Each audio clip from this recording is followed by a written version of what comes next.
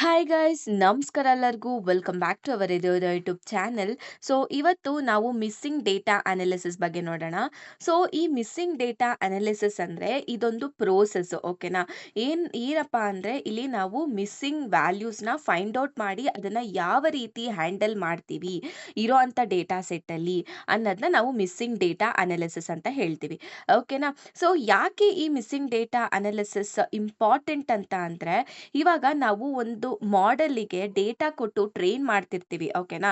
So ಇವಾಗ ನಮ್ಮ data good quality good data ಆಗಿದ್ರೆ ನಮಗೆ ಅದೇ ರೀತಿ ರಿಸಲ್ಟ್ಸ್ ಕೂಡ ಬರ್ತಾ ಹೋಗುತ್ತೆ.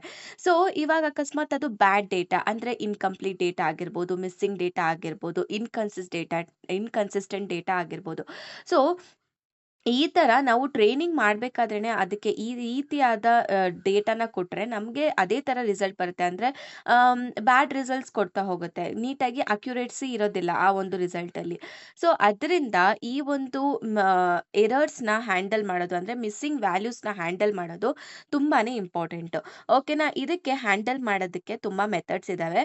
ಆಮೇಲೆ ಒಂದೊಂದು ಮೆಥಡ್ಸ್ಗೂ ಡ್ರಾಬ್ಯಾಕ್ಸ್ ಏನು, ಸೊ ಯಾಕೆ ಅದು ವರ್ಕೌಟ್ ಆಗಲ್ಲ ಅನ್ನೋದು ಕೂಡ ನೋಡ್ತಾ ಹೋಗೋಣ.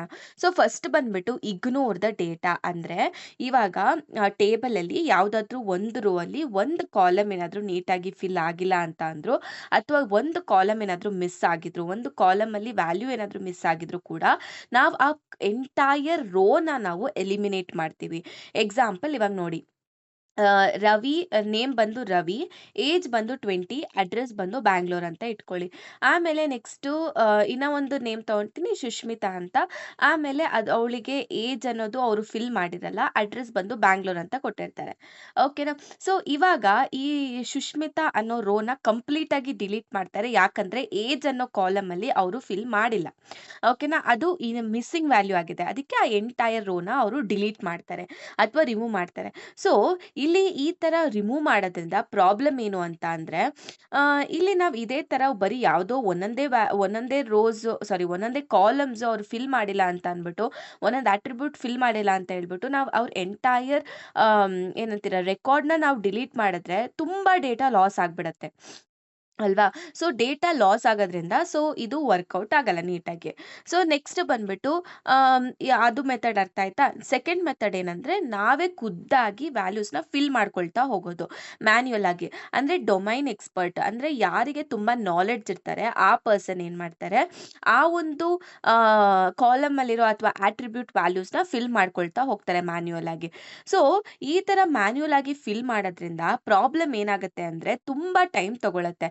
ಆಮೇಲೆ ಓಕೆ, ಏನೋ ಒಂದು ಸ್ಮಾಲ್ ಡೇಟಾ ಸೆಟ್ ಆಗಿದ್ರೆ ನಾವು ಆರಾಮಾಗಿ ನಾವೇ ಫಿಲ್ ಮಾಡ್ಕೊಳ್ತಾ ಹೋಗ್ಬೋದು. ಆದರೆ ಅಕಸ್ಮಾತ್ ಏನಾದರೂ ಲಾರ್ಜ್ ಡೇಟಾ ಸೆಟ್ ಆಗಿದ್ರೆ ಇಟ್ ಈಸ್ ವೆರಿ ಡಿಫಿಕಲ್ಟ್ ಅಲ್ವಾ. ಒಂದೊಂದೇ ರೆಕಾರ್ಡಿಗೆ ನೋಡಿ ನಾವು ಆಟ್ರಿಬ್ಯೂಟ್ಸ್ನ ವ್ಯಾಲ್ಯೂಸ್ಗೆ ಫಿಲ್ ಮಾಡ್ಕೊತಾ ಹೋದಾಗ ತುಂಬ ಟೈಮ್ ಹಿಡಿಯುತ್ತೆ. ಸೊ ಅದೊಂದು ಡ್ರಾಬ್ಯಾಕ್. ಸೊ ಈ ಮೆಥಡ್ ಯಾವುದು, ಮ್ಯಾನ್ಯುಯಲ್ ಆಗಿ ಫಿಲ್ ಮಾಡುವಂಥದ್ದು. ಸೊ ನೆಕ್ಸ್ಟ್ ಥರ್ಡ್ ಮೆಥಡ್ ಬಂದ್ಬಿಟ್ಟು ಯೂಸ್ ಅ ಗ್ಲೋಬಲ್ ಕಾನ್ಸ್ಟೆಂಟ್ ಅಂತ ಅಂದರೆ, ಇವಾಗ ಸುಮ್ಮನೆ ಅವರು ಖಾಲಿ ಇವಾಗ ಯಾವುದಾದ್ರೂ ಒಂದು ಖಾಲಿ ಬಿಟ್ಟಿರ್ತಾರೆ ಆಟ್ರಿಬ್ಯೂಟು, ಓಕೆನಾ. ಇವಾಗ ನಾನು ಅವಾಗ ಹೇಳಿದೆ ಏನೋ ಸುಷ್ಮಿತಾ ಅವ್ರದ್ದು ಏಜ್ ಕೊಟ್ಟಿಲ್ಲ, ಬಟ್ ಅಡ್ರೆಸ್ಸು ಬ್ಯಾಂಗ್ಳೂರ್ ಅಂತ ಕೊಟ್ಟಿದ್ದಾರೆ ಅಂತ. ಸೊ ಇವಾಗ ಆ ಏಜ್ ಪ್ಲೇಸಲ್ಲಿ ಅವರು ಎಂಟಿ ಬಿಡೋ ಬದಲು ನಾವೇ ಸ್ಟ್ಯಾಂಡರ್ಡೈಸ್ ಕಾನ್ಸ್ಟೆಂಟ್ನ ಯೂಸ್ ಮಾಡ್ಬೋದು. ಲೈಕ್ ಇವಾಗ ಅನ್ಡಿಫೈನ್ಡ್ ಆಗಿರ್ಬೋದು, ಝೀರೋ ಆಗಿರ್ಬೋದು, ಇನ್ಫೈನೈಟ್ ಆಗಿರ್ಬೋದು. ಸೊ ಈ ಥರ ನಾವು ಏನು ಫಿಕ್ಸ್ಡ್ ವರ್ಡ್ ಅಥವಾ ವ್ಯಾಲ್ಯೂನ ಯೂಸ್ ಮಾಡ್ಕೊಳ್ಬೋದು ಅಥವಾ ರೀಪ್ಲೇಸ್ ಮಾಡ್ಬೋದು ಅಂತ ಹೇಳ್ತಿದೆ ಈ ಒಂದು ಮೆಥಡು. ಸೊ ಆದರೆ ಇಲ್ಲಿ ಪ್ರಾಬ್ಲಮ್ ಏನು ಗೊತ್ತಾ, ಸೊ ಇದು ಏನಂದರೆ ML ಮಾಡೆಲ್ಗೆ ಟ್ರೈನ್ ಮಾಡಬೇಕಾದ್ರೆ ನಮಗೆ ಇನ್ಕರೆಕ್ಟ್ ಮತ್ತು ಮಿಸ್ಲೀಡಿಂಗ್ ರಿಸಲ್ಟ್ಸ್ನ ಕೊಡ್ತಾ ಹೋಗುತ್ತೆ, ಅದನ್ನು ಕೂಡ ಕನ್ಸಿಡರ್ ಮಾಡ್ಕೊಳ್ಳುತ್ತೆ. ಆದರೆ ಏನಂದರೆ ನಮಗೆ ಇನ್ಕರೆಕ್ಟ್ ರಿಸಲ್ಟ್ ಕೊಡ್ತಾ ಹೋಗುತ್ತೆ. ಆಮೇಲೆ ನೆಕ್ಸ್ಟ್ ಫೋರ್ತ್ ಮೆಥಡ್ ಬಂದು use the attribute value. Okay, so ಇವಾಗ ಇಲ್ಲೇನು ಮಾಡ್ತೀವಿ ಅಂತ ಅಂದರೆ, ನಾವು ಯಾವ ವ್ಯಾಲ್ಯೂಯಿಂದ ರೀಪ್ಲೇಸ್ ಮಾಡ್ತೀವಿ ಅಂದರೆ, ಇವಾಗ ಹೋಲ್ ಕಾಲಮ್ದು ನಾವು ಆವ್ರೇಜ್ ತೊಗೊಳ್ತೀವಿ. ಅಲ್ಲಿ ಆವ್ರೇಜ್ ತೊಗೊಂಡಾಗ ನಮಗೆ ಒಂದು ವ್ಯಾಲ್ಯೂ ಬರುತ್ತೆ, ಆ ವ್ಯಾಲ್ಯೂನ ನಾವು ಕನ್ಸಿಡರ್ ಮಾಡಿಕೊಂಡು ಆ ಪರ್ಟಿಕ್ಯುಲರ್ ಪ್ಲೇಸ್ನ ನಾವು ಫಿಲ್ ಮಾಡ್ಕೊಳ್ತೀವಿ. ಸೊ ಇವಾಗ ನಾವು ಎಕ್ಸಾಂಪಲ್ ಎಷ್ಟೊಂದು ಜನದ್ದು ರೆಕಾರ್ಡ್ಸ್ ಇದೆ, ಓಕೆ. ಅವ್ರದ್ದು ಸ್ಯಾಲ್ರಿ ಬಂದ್ಬಿಟ್ಟು ಬಂದ್ಬಿಟ್ಟು ಇವಾಗ 25,000, 30,000, 27,000 ಈ ತರ ಇರುತ್ತೆ. ಸೊ ಇವಾಗ ಸುಷ್ಮಿತಾ ಅನ್ನೋ ಒಂದು ಹುಡುಗಿದು ಸ್ಯಾಲರಿ ನಾವು ಹಾಕಿರಲ್ಲ. ಸೊ ಅವಾಗ ಏನ್ ಮಾಡ್ತೀವಿ, ಆ ಹೋಲ್ ಕಾಲಮ್ ಇರುತ್ತಲ್ಲ 25K plus 27K plus 30K, ಆ ಹೋಲ್ ವ್ಯಾಲ್ಯೂಸ್‌ನ ನಾವು ಮೀನ್ ತಗೊಳ್ತೀವಿ. ಮೀನ್ ಅಂದ್ರೆ ಆವರೇಜ್ ತಗೊಳ್ತೀವಿ. ಆವರೇಜ್ ತಗೊಂಡಾಗ ನಮಗೆ ಏನ್ ವ್ಯಾಲ್ಯೂ ಬರುತ್ತೆ ಅಲ್ವಾ? ಸೊ 26K ಅಂತ. ಸೊ ಅದನ್ನ ನಾವು ಅಲ್ಲಿ ಸುಷ್ಮಿತಾ ಸ್ಯಾಲರಿಯಲ್ಲಿ ನಾವು ಫಿಲ್ ಮಾಡ್ಕೊಳ್ತೀವಿ. ಸೊ ಮೋಸ್ಟ್ ಕಾಮನ್ ಆಗಿ ನಾವು ಈ ಮೆಥಡ್‌ನ ಯೂಸ್ ಮಾಡ್ತೀವಿ ಫಿಲ್ ಮಾಡೋದಕ್ಕೆ. ಓಕೆನಾ? So this is very efficient method also. But ಇದಕ್ಕಿಂತ ಎಫಿಷಿಯಂಟ್ ಮೆಥಡ್ ಏನು ಅಂತ ಅಂದ್ರೆ, use mean based on the classes.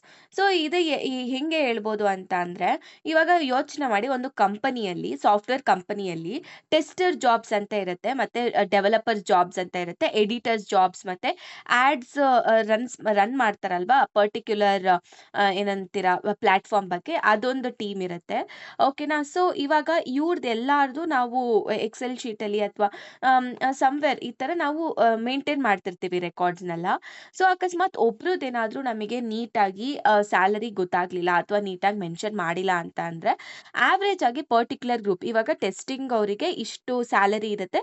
So ನಾವು ಅವ್ರದ್ದು ಎಂಟೈರ್ ಅಂದ್ರೆ ಒಬ್ಬೊಬ್ರದ್ದು ಏನಂತೀರಾ ಅದೊಂದು ನಾವು ಗ್ರೂಪ್ ಮಾಡ್ಕೊಳ್ತೀವಿ. ಲೈಕ್ ಟೆಸ್ಟರ್ಸ್‌ದು ಇಷ್ಟಿರುತ್ತೆ, ಡೆವಲಪರ್ಸ್‌ದು ಇಷ್ಟಿರುತ್ತೆ. ಸೊ ಅವ್ರದ್ದು ಎಂಟೈರ್ ಆ ಒಂದು ಫೇಸ್ ಅಥವಾ ಆ ಒಂದು ಗ್ರೂಪಲ್ಲಿ ವರ್ಕ್ ಮಾಡ್ತಿರೋಂಥ ಪ್ರತಿಯೊಬ್ರದ್ದು ಸ್ಯಾಲರಿ ಇರುತ್ತಲ್ಲ, ಅವ್ರದ್ದೆಲ್ಲ ಆವರೇಜ್ ಮಾಡಿ ನಾವೇನ್ ಮಾಡ್ತೀವಿ, ಆ ಒಂದು ಪರ್ಟಿಕ್ಯುಲರ್ ವ್ಯಕ್ತಿ ಯಾರಿಗೆ ಸ್ಯಾಲರಿ ಅನ್ನೋದು ಅವರು ಮೆನ್ಷನ್ ಮಾಡಿರಲ್ಲ, ಅಲ್ಲಿ ಫಿಲ್ ಮಾಡ್ಕೊಳ್ತೀವಿ. ಸೊ ಇದಕ್ಕೂ ಮತ್ತೆ ಮೇಲ್ಗಡೆ ಇರೋದಕ್ಕೂ ಡಿಫರೆನ್ಸ್ ಏನು ಅಂತ ಅಂದ್ರೆ, ಮೇಲ್ಗಡೆ ನಾವು ಎಂಟೈರ್ ಕಾಲಮ್ ಕನ್ಸಿಡರ್ ಮಾಡ್ತೀವಿ. Irrespective of their domains. ಓಕೆನಾ?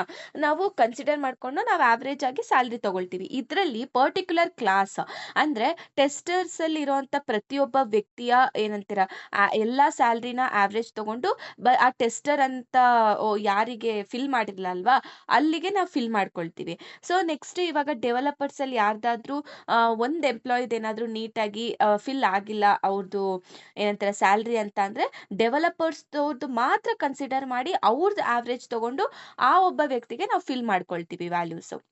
ಓಕೆ. ಅರ್ಥ ಆಗಿದೆ ಅಂತ ಅನ್ಕೊಳ್ತೀನಿ. ಏನಾದ್ರೂ ನಿಮ್ಗೆ ಅರ್ಥ ಆಗಿಲ್ಲ ಅಂತ ಅಂದ್ರೆ ಕಮೆಂಟ್ ಬಾಕ್ಸಲ್ಲಿ ಕಮೆಂಟ್ ಮಾಡಿ. ನಿಮ್ಗೆ ಅಲ್ಲೇ ನಾನು ತಿಳಿಸ್ಕೊಡ್ತೀನಿ. Okay. So thank you so much.